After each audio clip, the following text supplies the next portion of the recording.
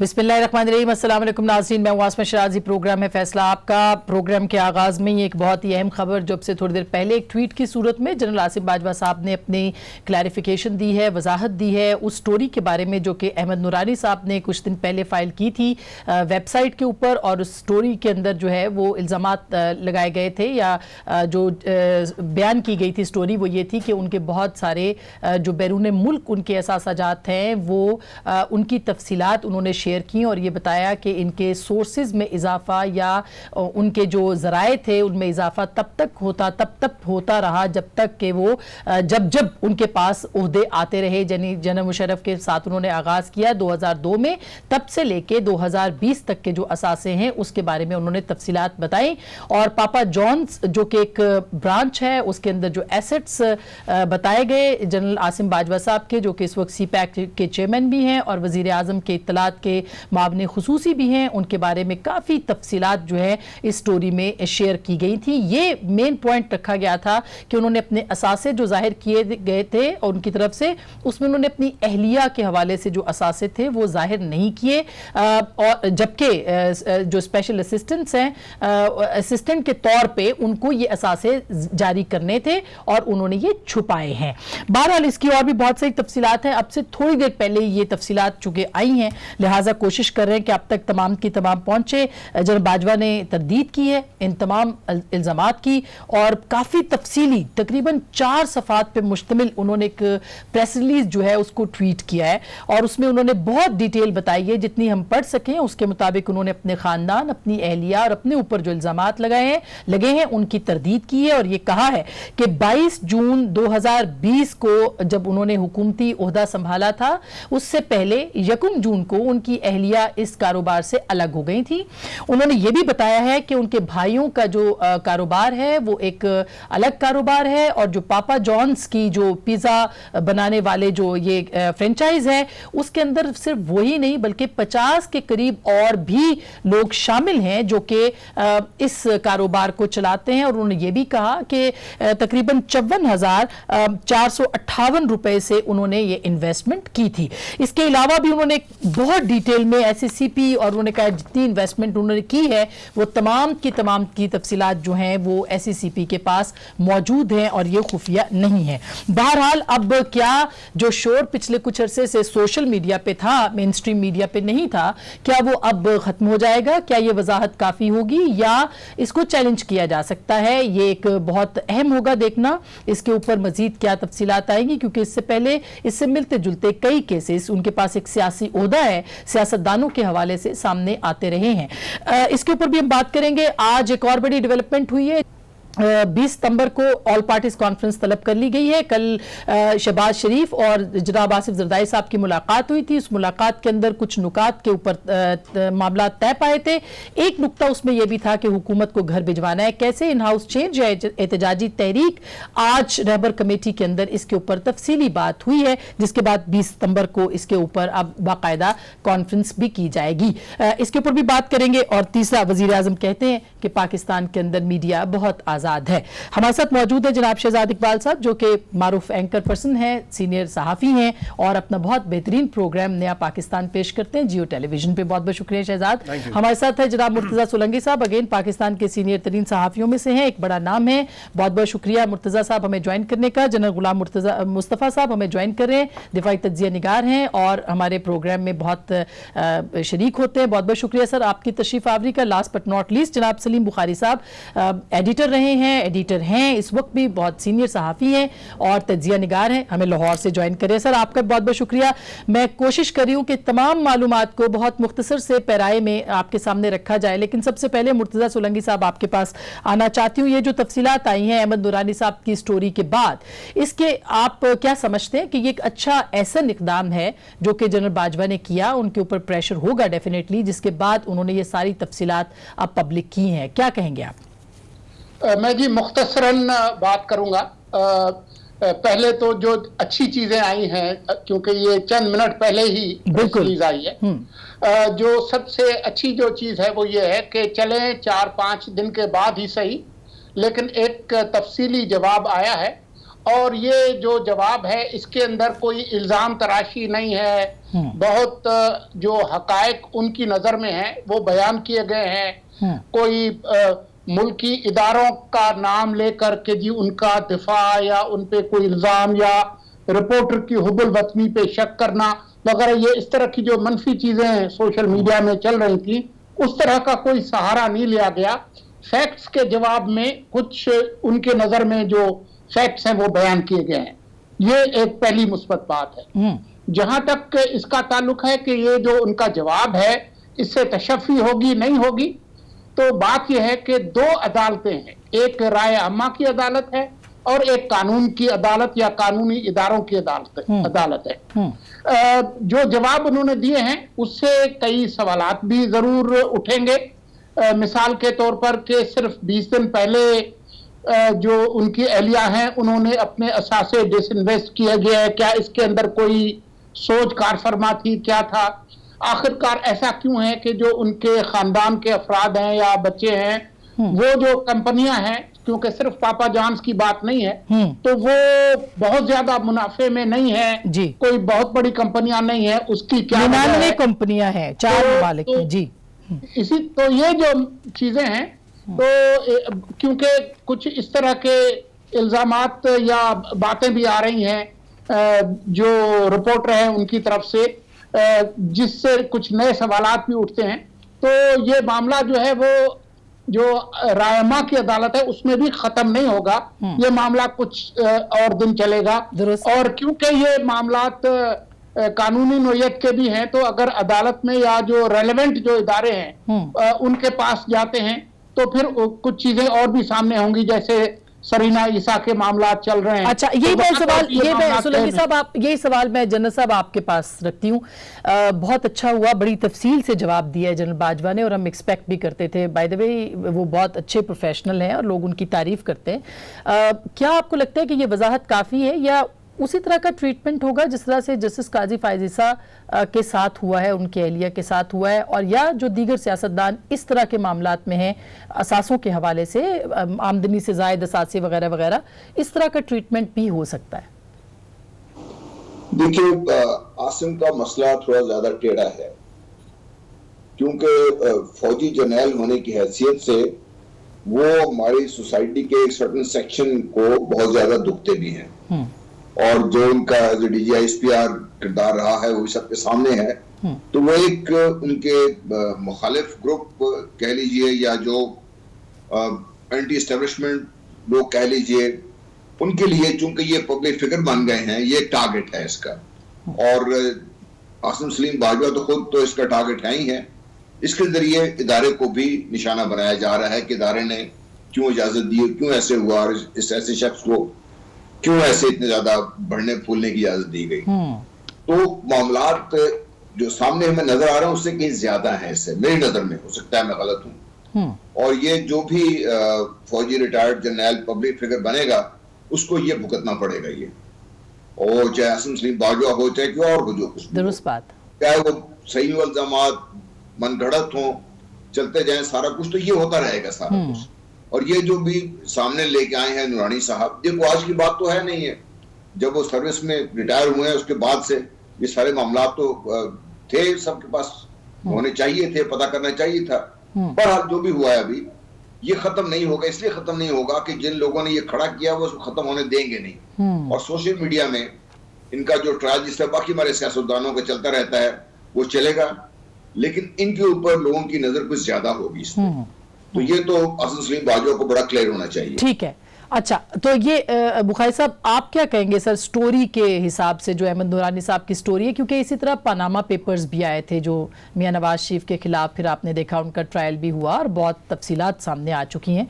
आपके ख्याल में स्टोरी के जो मंदरजात हैं बहैसियत एडिटर, वो कितने मजबूत हैं और क्या ये जवाब जो है ये मुतमईन कर पाएगा? बहुत शुक्रिया आपका आसमा, बहुत दिनों के बाद आपने मुझे याद किया, और जो गुफ्तगू अब तक हो चुकी हुई है उसके बाद मेरे पास बहुत कम रह जाता है इसमें ऐड करने के लिए। लेकिन इसके दो एस्पेक्ट जो हैं उसकी तरफ मैं तवज्जो मबजूल कराना चाहता हूँ आपकी भी और अपने बाकी साथियों की, कि उसको ज़रूर देख लीजिए। पनामा का जो सिलसिला शुरू हुआ था अल्टीमेटली पता है चला कि वो 483 लोग जो थे पाकिस्तान में, उनमें से सिर्फ एक बंदे को टारगेट करना था और वो हुए, और हमारे सामने उसके नतीजे मौजूद है। बाकी 483 लोगों को किसी ने क्यों नहीं पूछा, ये भी अभी तक सवालिया निशान मौजूद है। दूसरी बात यह है कि जो मेरा कंसर्न है वो ये है कि आसिम सलीम बाजवा साहब इस वक्त सीपैक अथॉरिटी के चेयरमैन हैं। एग्जैक्टली। और ये सीपैक अथॉरिटी किस किस को कितने कितने तकलीफ देती है और कितने कितने मरोड़ डालती है, वो हमारे सामने बिल्कुल वाज़ेह है। अमेरिका है, यानी इजराइल है, इंडिया है, इन लोगों को ये तकलीफ है सिर्फ सीपैक से ही नहीं बल्कि पाकिस्तान आर्मी से भी, ऐसा ही है, जो बाय डिफॉल्ट या बाय डिजायर इसकी कस्टोडियन है। याद रखिएगा chief of army staff Bajwa साहब जो हैं, जब थोड़ा सी गलतफहमी की गुंजाइश निकली थी तो वो खुद गए थे चाइना और जाके गारंटर बन के आए थे कि सी पैक के ऊपर किसी किस्म का कोई कॉम्प्रोमाइज नहीं होगा। तो सी पैक के हवाले से अगर आप इस स्टोरी को देखें तो इसके मेरे नजदीक कई मानी हैं। ये बहुत अच्छी बात है कि आसिम सलीम बाजवा साहब ने इसका बड़ा तफसील के साथ जवाब दिया है जी, और साथ उसको क्वालिफाई किया है कि ये जो मैं बयान दे रहा हूं ये सब कुछ जो है हुकूमत के रिकॉर्ड का हिस्सा है, चाहे वो FBR है, चाहे वो CPC है, जो भी है। मैं आपके साथ इस बात पर तकरार के लिए भी तैयार हूं कि इसको आइसोलेशन में ना देखा जाए। ये कहानी जो है ये ओरिजिनेट हुई है अमेरिका से ही, क्योंकि अहमद नूरानी साहब वहीं पर तशरीफ रखते हैं। Is an excellent reporter, I know him. मुझे ना उनके मेरिट्स पर कोई शुबा है, लेकिन बाज़ औक़ात हम दानिस्ता या गैर दानिस्ता तौर पर किसी चीज़ का हिस्सा बन जाते हैं। अगर तो ये ऑब्जेक्टिविटी वही है जिसका मैंने तज़किरा किया या इशारा दिया है, तो मेरे ख्याल से हमें इसके ऊपर बहुत संभल के बात करनी चाहिए, बहुत सोच समझ के बोलना पड़ेगा। सर इसमें कोई शुबा नहीं है। जो बात आप जी सॉरी आपकी बात काट रही हूँ, मगर जो बात मुकम्मल करूँ, प्लीज मुख्तसर बात रहेगी। जी जी, मैं इसके बारे में बहुत स्ट्रेस देना चाहता हूं कि इस कहानी के पीछे सीपैक अथॉरिटी का चेयरमैन होना जो है उनका सबसे बड़ा जुर्म है। इसको मद्देनजर रखा जाए।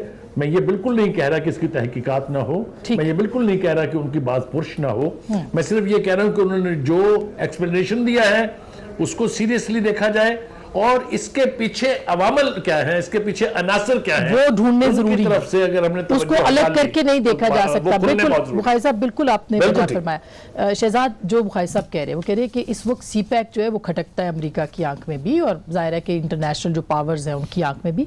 उसको भी आप अलग करके इस स्टोरी से नहीं देख सकते। क्या इसके जो मंदरजात हैं वो वाकई इतने सॉलिड नहीं है कि हम कह सकते हैं कि ये साजिश हुई है? देखिए, मैं तो इस हद तक आगे नहीं जाऊंगा कि ये सीपैक को मलाइन करने के लिए कोई स्टोरी बनाई गई है। एक रिपोर्टर हैं अहमद नूरानी, उन्होंने कुछ फैक्ट्स निकाले, उनके मुताबिक जो फैक्ट्स थे उन्होंने पेश किए, जिसका जवाब आज जनरल बाजवा ने दिया है। और आसिम बाजवा साहब के अपने इस प्रेस रिलीज़ में कोई ऐसी बात उन्होंने नहीं कही है, जैसे कि शुरू में कहा आपके कुलीग ने, उन्होंने बिल्कुल ठीक है। ऐसा कोई उन्होंने ना इल्ज़ाम लगाया अहमद नूरानी के ऊपर, ना सीपैक के हवाले से कोई साजिश का उन्होंने जिक्र किया है। तो going by this press release उन्होंने खुद ऐसा कोई मौक़िफ़ नहीं दिया है। सोशल मीडिया पे ये चल रहा है, लेकिन क्योंकि ऑब्वियसली बड़े अहम ओहदों पे फाइज रहे, DGI-SPR थे, सदर्न कमांड लीड कर रहे थे, फिर इस वक्त SAPM है वज़ीर आज़म के, सीपैक अथॉरिटी को हेड कर रहे हैं। तो जिस अहम ओहदे पर वो हैं, यकीनन उनकी तरफ से जवाब आना ज़रूरी था। नहीं आता तो लोग सवाल उठाते रहते। तो बड़ा अच्छा किया उन्होंने आज एक तफसीली जवाब दे दिया है। और क्योंकि आपको भी ये पेपर्स अभी मिले थे, मैंने भी अभी आपके प्रोग्राम में आके पढ़े, तो 2-3 नुकात अगर आप चाहें तो मैं इसमें से बता दूं जो मेरी नज़र से गुजरे। एक तो उन्होंने कहा कि ये इल्ज़ाम लगाया गया था कि जो मेरे एसेट्स और लाइबिलिटीज़ मैंने बतौर SAPM चंद रोज़ पहले डिक्लेयर किए थे, यानी कि 22 जून को, उस पर इल्ज़ाम लगाया कि वो मैंने गलत बताए थे, उससे अपने वाइफ के असासे छुपाए थे। तो उसमें उन्होंने कहा है कि ऐसी कोई बात नहीं है, जो एसेट मैंने बताए थे बिल्कुल ठीक बताए थे। और उन्होंने कहा है कि मेरी वाइफ की जो इन्वेस्टमेंट बताई गई इन कंपनीज में वो 1 जून तक थी, और ये जब मैंने अपने एसेट डिक्लेयर किए बतौर SAPM, तब तक वो डिसइन्वेस्ट कर चुकी थी, यानी कि वो अपने शेयर्स बेच चुकी थी। तो मैंने जिस तारीख को किया अपना डिक्लेयर, वो बिल्कुल ठीक किया। उस वक्त तक उनकी वाइफ जो है वो तमाम असासे जो भी उनके शेयर्स थे कंपनीज में वो बेच चुकी थी। फिर दूसरा एक बड़ा इल्ज़ाम ये था गालिबन अहमद नूरानी साहब की रिपोर्ट पे कि बहुत सारी कंपनीज में उनके शेयर्स हैं उनके वाइफ के। जो मालियत आसिम बाजवा साहब ने बताई है अपनी इस प्रेस रिलीज में, वो ये है कि 18 साल के अंदर उनकी वाइफ ने $19,500 इन्वेस्ट किए थे इन कंपनीज के शेयर्स में। $19,500 18 साल में। और वो कह रहे हैं कि मेरी जो सेविंग्स थी वो मेरी वाइफ जो है उन कंपनीज में इन्वेस्ट करती थी, और वो कह रहे हैं कि उन्होंने वो शेयर्स जो है बेच दिए थे। फिर आगे उन्होंने तफसील बताई कि उनके भाई ने भी कितना कैपिटल लगाया अपने बिजनेस में, कितना बोरो किया बैंक से, ये तफसीलात भी बताइए। ज्यादातर कंपनीज के हवाले से, अब मैं इतना टाइम तो नहीं है कि आपको सब बता सकूं, लेकिन ज्यादातर कंपनीज के हवाले से इन्होंने कहा कि डोरमेंट कंपनीज है जो कि SECP में रजिस्टर की गई हैं। कुछ कंपनीज ऐसी हैं जो कि बिजनेस उन्होंने नहीं किया, रजिस्टर्ड है लेकिन उनमें कोई बिजनेस नहीं हुआ, कुछ नुकसान में है। और उन्होंने उस घर के हवाले से भी जिक्र किया है कि एक जो मेरे बेटे का घर बताया गया है US में है, वो भी उन्होंने कहा कि $31,000 का था, जो कि कोई बहुत बड़ी रकम नहीं है, और उनके इंडिपेंडेंट सोर्सेज थे जिससे उन्होंने वो खरीदा था। ये तमाम तफसीलात उन्होंने बताई है। एक कंपनी जिसका ताल्लुक CPAC से जोड़ा जा रहा था, उसमें भी उन्होंने कहा है कि सिल्क एंटरप्राइजेस का कोई कॉन्ट्रैक्ट, कोई CPAC का कॉन्ट्रैक्ट नहीं मिला है इस कंपनी को, जो कि उनके भाई की कंपनी, क्योंकि ये भी एलिज किया गया था उस रिपोर्ट में। तो उन्होंने अपना जवाब जो है दे दिया है। बड़ी अच्छी बात है, देना भी चाहिए था, वरना क्या सराई होती रहती।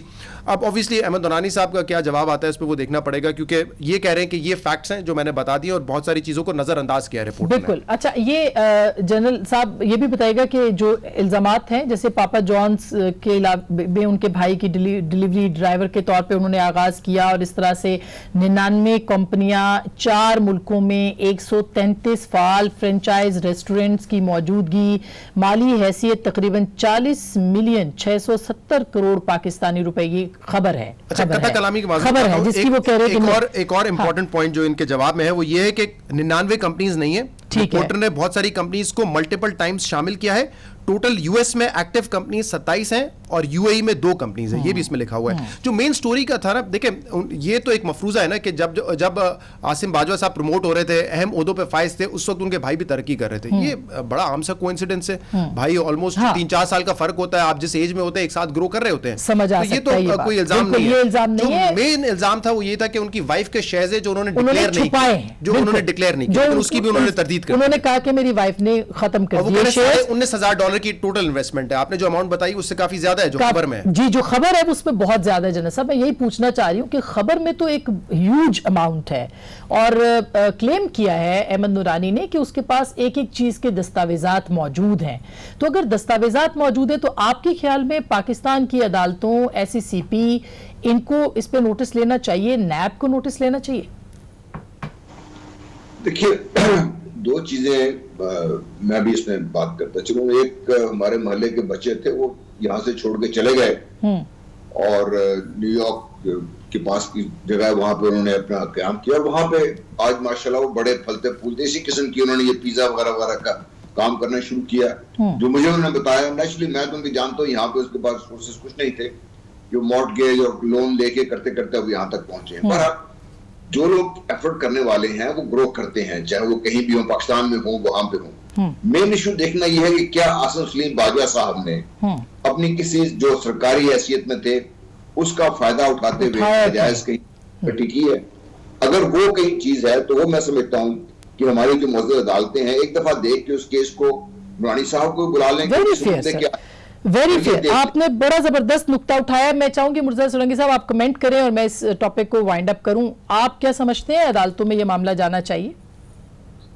देखें, उन वजूहात की वजह से जिसका जिक्र जनरल गुलाम मुस्तफा ने किया और सलीम बुखारी साहब ने किया, जो उनका जो ओहदा है CPAC अथॉरिटी के सरबराह का, और जो उनके माजी के जो इंस्टीट्यूशनल जो रिलेशनशिप रही है, उस वजह से तो फिर ज्यादा जरूरी हो जाता है कि उनकी हैसियत की जो है वो छानबीन हो, ताकि जो है वो उनके माजी के जो इंस्टीट्यूशनल रिलेशनशिप है और जो मौजूदा जो इदारा है उस पर किसी किस्म का कोई असर न पड़े। तो वैसे तो आम लोगों के लिए आप करते ही हैं, वो मेट्रो अखबार में कोई खबर छप जाए तो एहसन इकबाल को बुला लेती है नैब, तो ये एक सीरियस किस्म के एलिगेशंस है और इसका एक भरपूर जवाब भी दिया है। तो बेहतर यही है कि जो हमारे मुल्क के जो इदारे हैं वो उस पर बिल्कुल तशफ़ी कर लें, तसल्ली कर लें कि इस तरह की कोई चीज नहीं है, ताकि इनको नुकसान न पहुंचे। अच्छा, जबरदस्त सर, मैं एक छोटी सी ब्रेक लेती हूँ, ब्रेक के बाद वापस आएंगे। सलीम बुखारी साहब के सामने भी ये मामला रखते हैं कि 20 सितंबर को ऑल पार्टीज कॉन्फ्रेंस हो रही है, वो क्या करने जा रहे हैं, क्या हुकूमत हटाएंगे, घर भिजवाएंगे, इन हाउस तब्दीली करेंगे या कुछ और। ब्रेक के बाद वेलकम बैक नाजरीन, एक दफा फिर खुश आमदीद कहते हैं। अपोजिशन कह रही है कि 20 सितंबर को वो जरदारी हाउस में मिलेंगे और हुकूमत को घर भेजने के लिए बाकायदा ऑल पार्टीज कॉन्फ्रेंस होगी। बुखारी साहब, ये मुद्दा बहरहाल किसी नतीजे पे पहुंचा, होगी नहीं होगी का चल रहा था बड़े दिनों से। कल की मुलाकात के बाद आपको लगता है कि हुकूमती कैंप्स में कुछ इस्तराब था, उसकी वजूहात क्या है? देखिए, पहली बात तो ये है कि ये शोर और गौगा भी पीटीआई ने ही मचाया था कि नहीं हो रही, करना नहीं चाह रहे हैं, इनमें हिम्मत नहीं है, ये नहीं होगा, तो उसकी वजह से ज़रा थोड़ा सा मामला जो है जल्दी से इस नतीजे पर पहुंच गया है। लेकिन इसके पस मंज़र में सबसे ज़्यादा इम्पॉर्टेंट नवाज शरीफ की वो टेलीफोन कॉल है जो उन्होंने बिलावल जरदारी को और फिर फजल रहमान को की थी। उसके बाद से ये पॉलिटिकल एक्टिविटी जो है वो जनरेट हुई है और अब ऐसे लगता है कि अपोजिशन के पास अब कोई चारा कार नहीं है। मैं ईमानदारी से समझता हूँ कि ये शायद वो बहुत सिद्ध दिली से न कर रहे हो, मजबूरी है उनकी, इसलिए कि इसके अलावा अब उनके पास कोई चारा नहीं है कि वो कुछ ना कुछ एक्टिविटी ऐसी जनरेट करें जिससे हुकूमत को थोड़ी परेशानी लाहक हो। और मुझे यकीन है कि ये परेशानी लाहक होने जा रही है, इसलिए कि हुकूमत के पास डिफेंड करने के लिए कुछ नहीं है, ना उनके पास कोई परफॉर्मेंस है, ना उनके पास गवर्नेंस है। कराची की सूरत हाल में भी सेंटर का रोल है, वहाँ पर क्या हुआ आपके सामने है। पंजाब में परफॉर्मेंस और गवर्नेंस का क्या हाल है, महंगाई की क्या सूरत हाल है, मईशत कहाँ खड़ी है। तो उस सब कुछ को छुपाने के लिए जो वो चाह रहे थे कि इस किस्म की पॉलिटिकल एक्टिविटी जनरेट हो, वो तो हो रही है, लेकिन इसको डिफेंड करना हुकूमत के लिए बहुत मुश्किल होगा। मेरा ख्याल ये है कि आने वाले दिनों में हम देखेंगे, 20 सितंबर की डेट तो उन्होंने दे दी है, क्योंकि अगर ये इस दफा भी नाकाम होते हैं तो फिर अपोजिशन करके बैठ जाना चाहिए। अगले 3 साल कुछ नहीं होने जा रहा है इमरान खान साहब को, तो ये एक लास्ट मौका है गालिबन इस वक्त की अपोजिशन के पास कि वो कुछ प्रेशर जनरेट करके बिल्कुल, वरना उनका जो पब्लिक बिल्कुल वरना उनके ऊपर प्रेशर होगा। शहजाद, आपको लगता है, क्योंकि बहुत दिनों से सुन रहे हैं कि इन हाउस चेंज और अभी फैटफ के ऊपर जो होनी है उसके ऊपर तो इस वक्त भी आपको पता है इस्लामाबाद में बैठ के लगी हुई है, पैरेलल लगी हुई है, तो उसके बाद हुकूमत उसको अपोजिशन जज करेगी, फिर इन हाउस चेंज की तरफ जा सकती है।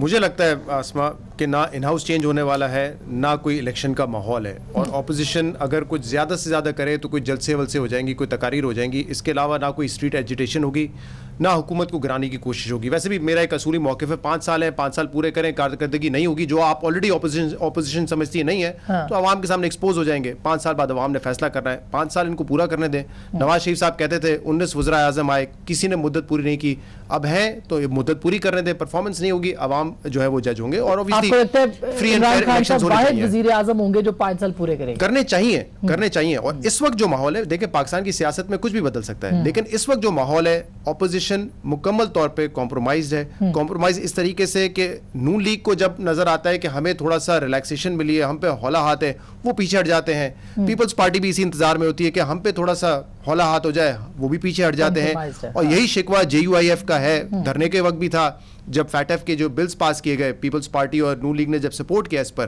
तो भी यही JUIF का शिकवा था कि जो बड़ी पार्टीज हैं अपने मामला सीधे करके पीछे हट जाते हैं। आपको याद है फजल रहमान साहब ने कहा था कि चले धरने से किसी का तो फायदा हुआ, फायदा तो इसी तरफ इशारा हुआ। उन्होंने कहा इन दोनों पार्टीज की तरफ इशारा था ना कि किसी का तो फायदा हुआ। धरने के आसपास ही नवाज शरीफ साहब भी चले गए। मुझे नहीं पता फजल रहमान साहब किस तरफ इशारा कर रहे थे, लेकिन उन्होंने ये कहा था 12 लाख के चले किसी से तो फायदा हुआ। दोबारा उस तरह का प्रेशर बिल्डअप होगा जिससे किसी को फायदा हो। कॉम्प्रोमाइज्ड ऑपोजिशन है ना, ये कोई बहुत बड़ा स्ट्रीट एजिटेशन करके हुकूमत को गिराने की कोशिश करेंगे, ये असली तौर पर नहीं कर रहे, क्योंकि इस वक्त ये पोजीशन में नहीं है। इस वक्त हालात सियासी ऐसे हैं। वैसे तो टाइम पूरा करना। सोलंकी साहब, इसका तुम आप क्या कहेंगे, अपोजिशन की बास्केट में कितने अंडे हैं और कितने जानदार हैं? देखें जी, पिछले साल नवंबर से लेके जब से मियां नवाज शरीफ साहब गए लंदन, तो उसके बाद से तो हिज़्ब इख्तिलाफ की कैंप में तकरीबन एक ठंड प्रोग्राम था।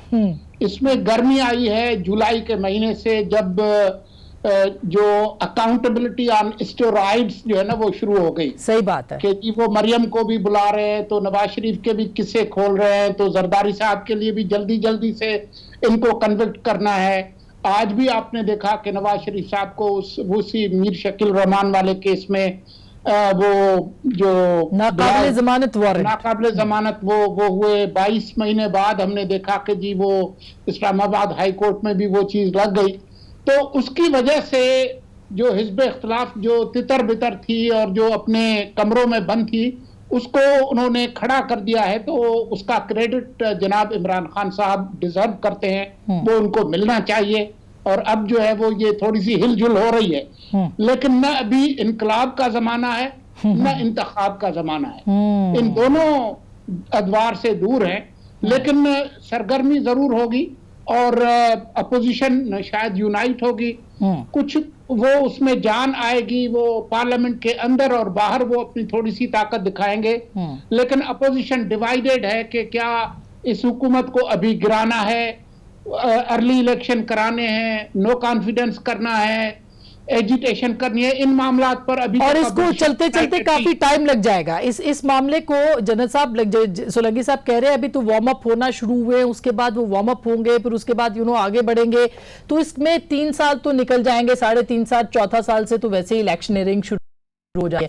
तो आपके ख्याल में सर ये अपोजिशन जो है ये टफ टाइम देगी, क्योंकि ग्राउंड्स तो बड़े अवेलेबल है इस अपोजिशन के पास? देखिए, तो आपने सिर्फ जो मारूजी हालात हैं पाकिस्तान के उस पर जाना होता तो अपोजिशन बहुत पहले ये काम कर चुकी होती, करना चाहिए था उसको, क्योंकि जिस तरीके से बुखारी साहब ने बात की है, जो मुल्क में महंगाई है, जो बॉर्डर्स की स्टेट है, वो तकरीबन 4 सूबों में जब देख लीजिए, अगर तो ये वजूहत होती और जो प्रिंसिपल को स्टैंड होता फिर तो अवाम भी साथ होती और ये शायद निकल जाते बाहर। लेकिन अब जो सूरत हाल में आपसे एक और सवाल करना चाहता हूँ, ये दोनों उस्ताद बैठे हैं, सोलंकी साहब भी हैं और बुखारी साहब भी, लेट्स से ये हुकूमत को गिरा देते, देन व्हाट? कोई ऐसे हैं जो आप समझते हैं कि इस मुल्क को इस सूरत हाल में चला सकते हैं? हाँ। एक मीडिया ने जो कुछ किया, ये सोशल मीडिया ने जो कुछ किया, ये किस तरीके से हमारे पोलराइजेशन हुई है, इसमें आप क्रॉस द बोर्ड आप देख लीजिए, कोई ऐसा सियासतदान बचा नहीं जिसके बारे में कोई स्कैंडल नहीं चल रहा। मैं उनकी बात कर रहा हूँ जो प्रोमिनेंट किस्म के हमारे लीडरशिप है हमारी सारी। तो आपने खुद ही, हम लोगों ने इनको मिला मिलू के यहाँ पे ले आए हैं। अब मैं तो दुख मेरा दूसरा है कि अब हम इससे तकरीबन लाताल्लुक होते जा रहे हैं, क्योंकि इस किसी सारे किस्से में जो हमारे गरीब अवाम है उसकी बेहतरी के लिए ना किसी की सोच है, और वो एंगर भी लोगों के अंदर पनप रहा है सर, वो गुस्सा भी पनप रहा है। जैसा सॉरी मुझे ब्रेक, देखिए लोगों का गुस्सा बजा है जी, क्योंकि महंगाई बहुत ज्यादा है जी। सर मैं एक छोटी सी ब्रेक लेना चाह रही हूँ, माजरत, मैं कतई कलामी माफ, मैं एक छोटी सी ब्रेक लेना चाह रही हूँ, ब्रेक के बाद वापस आएंगे, इसके ऊपर जरूर बात करेंगे कि अगर अपोजिशन जो अपनी वार्म अप करना शुरू करेगी तो उसके लिए क्या सिनेरियोज अवेलेबल हो सकते हैं। ब्रेक के बाद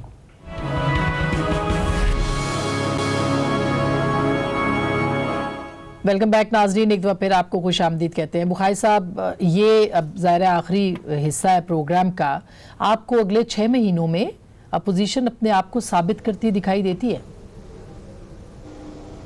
जैसा मैंने पहले कहा, इसमें मैं बात दोहरा रहा हूँ कि ये लास्ट अपॉर्चुनिटी है अपोजिशन के पास to establish their credential as an opposition party. अगर ये भी ज़ाया हो गया, जैसा कि माजी के तजर्बे की रोशनी में अगर आप देखें, तो मुझे नहीं लगता कि ये ऊँट किसी करवट बैठेगा, इसलिए कि पार्टियों की और पार्टियों की लीडरशिप की आपस में जो मुखासमत है, आपस में जो साबका ट्रैक रिकॉर्ड है, वो इतना शदीद है कि उसको ओवरकम करके किसी एक प्लेटफॉर्म पर किसी एक ऑब्जेक्टिव के साथ आना मुझे जो है वो दिखाई नहीं देता है। लेकिन जैसा मैंने कहा, ये उनकी चॉइस नहीं है, ये उनकी मजबूरी है कि वो इकट्ठे हों, और ये एक लास्ट अपॉर्चुनिटी है। अगर ये नाकाम होती है, जिसका कि मेरा ख्याल है बहुत देर इंतजार हमें नहीं करना पड़ेगा, तो फिर उसके बाद उन्हें सब्र शुक्र करके बैठ जाना चाहिए और अपने आप को ये यकीन दिला देना चाहिए कि अब उनकी कैपेसिटी नहीं है कि वो इमरान खान को अनसेटल कर सके। बिल्कुल सोलंकी साहब, लीडरशिप को किसके हाथ में अपोजिशन की आ सकती है, और क्या ये इसके अंदर कोई इतनी हम कह सकते हैं कि सलाहियत है किसी के अंदर कि वो लीड कर सके इसको? जी बिल्कुल, मेरे ख्याल में जिस तरह के हालात बन रहे हैं उसमें दर्जा हरारत बुलंद होगा। मुस्लिम लीग नून के अंदर आप देखेंगे कि मज़ाहमत बढ़ेगी और मरियम का रोल जो है वो ज़्यादा मजबूत होगा। नवाज शरीफ साहब वापस तो नहीं आएंगे, लेकिन खामोश भी नहीं रहेंगे, वो बोलेंगे, और जब वो बोलेंगे तो यहाँ पर बहुत दर्जा हरारत जो है वो मज़ीद बुलंद होगा। कोई नो कॉन्फिडेंस नहीं होगा, कोई इनकलाब नहीं आएगा, लेकिन जिसको कहते हैं ना कि अपोजिशन जो है वो पिछले रोल में आपको जिस तरह से ठंड प्रोग्राम था वो नजर नहीं आएगा। तकरीबन वो डेथ बाय 1000 कट्स वाली सूरत हाल होगी। घसीटते हुए ये कोशिश करेंगे कि 5 साल ले जाएं और इनके पास कोई लेगेसी ना हो अवाम के बिल्कुल। पास। अच्छा शहजाद, ये जो बात है कि खामोश भी नहीं रहेंगे और जाहिर है कि आएंगे भी नहीं, तो इससे हुकूमत को नुकसान हो सकता है। अच्छा देखिए, एक तो ऑपोजिशन का पता नहीं क्यों हम रोल समझते हैं कि वो यही है कि सड़कों पर आए, एहतजाज करे और हुकूमत गिरा दे, और ये एक्सपेक्टेशन जो हमारी आवाम की बनती है, मीडिया पे अगर डिस्कस होता है तो वो ऑपोजिशन पार्टीज खुद ही बनाती हैं। पहले इमरान खान ने 5 साल ये किया कि गिरा देंगे गिरा देंगे। अब जब भी अगर बिलावल भुट्टो बात करते हैं या नून लीग में से कोई बात करता है, वही कर देंगे, यही कहते हैं चलता करेंगे, इनको गिरा देंगे। आपका काम है कि जो हुकूमती पॉलिसीज हैं अगर गलत हैं उस पर तनकीद करें, अपना एक ऑल्टरनेट दें। हुकूमत को बड़ी कामयाबी भी जिस तरीके से कोविड नीचे गया है पाकिस्तान में। अब ऑपोजिशन एक दलील दे रही थी, नून लीग आकर के नहीं आप मुकम्मल तौर पे लॉकडाउन करें, आप बिजनेसेस को ना खोलें, हुकूमत की एक अलग पॉलिसी थी। अब हम देखते हैं किसकी पॉलिसी ज़्यादा बेहतर साबित होती है, मौसर साबित होती है, उनको फैसला करने दे। ऑपोजिशन का काम यकीनी तौर पे ये तो नहीं है ना कि आपने बस सड़कों पे निकलना है, हुकूमत को गिराना है। ये खुद ही एक एनवायरनमेंट क्रिएट करते हैं और जब उनसे नहीं होता तो फिर लोग सवाल करते हैं। धरने के टाइम पे भी ये देखा था फजल रहमान साहब, फजल रहमान साहब ने कहा था मैं हटूंगा नहीं यहाँ से जब तक हुकूमत गिरेगी। और उसके बाद आप मुझे बता दीजिए कौन सी प्योर सियासी मूवमेंट है जो कि कामयाब हुई है हुकूमत गिराने में? हमेशा कहीं ना कहीं दूसरे लवाजमात होते हैं, ऐसा ही कोई हवा चलती है, वो लवाजमात और हवा नहीं चल रही है ऑपोजिशन के साथ। जब चल रही थी पिछले दौर में तब भी मुकम्मल तौर पे तो नहीं गिरी कभी हुकूमत। जैसा जो बात शहजाद ने की है कि पाकिस्तान में तो इनकलाब भी जो है वो एस्टेब्लिशमेंट के जरिए से आता है, तो एस्टेब्लिशमेंट आज भी प्राइम मिनिस्टर ने अपने इंटरव्यू में कहा है कि उनके साथ है फौज। देखिए हमारी तारीख तो कुछ इतनी ज्यादा रोशन नहीं है इन सिस्टम में, लेकिन बेसिक मैं पहले ही बात कर रहा था। और जल्दी देखिए पाकिस्तान के अवाम के मसाइल कुछ और हैं, वो मैं जो कह रहा था लाताल्लुक़ इनकी जो हमारी पॉलिटिकल लीडरशिप है, चाहे अपोजिशन में है चाहे गवर्नमेंट में, उससे तकरीबन लाताल्लुक़ नजर आते हैं। सोशल मीडिया उठाएं तो सुबह शाम हर एक के पीछे लोग पड़े। कतई नजर इसके कि जो कुछ भी है, देखिए अपोजिशन को इफेक्टिव होना चाहिए, अगर नहीं होगी तो फिर हुकूमत जिस तरीके से चल रही है इससे और बिगड़ सकती है, इससे बेहतर होने के जो इम्कानात है वो खत्म हो जाए। बहुत बेहतर। तो मैं तो इस हक में हूँ कि अपोजिशन स्ट्रांग हो, और वो हुकूमत की सभी शहजादी बात कर रहे थे, हम तो खैस के रखे। बहुत बेहतर सर, बहुत शुक्रिया। मेरा ख्याल है जो जनरल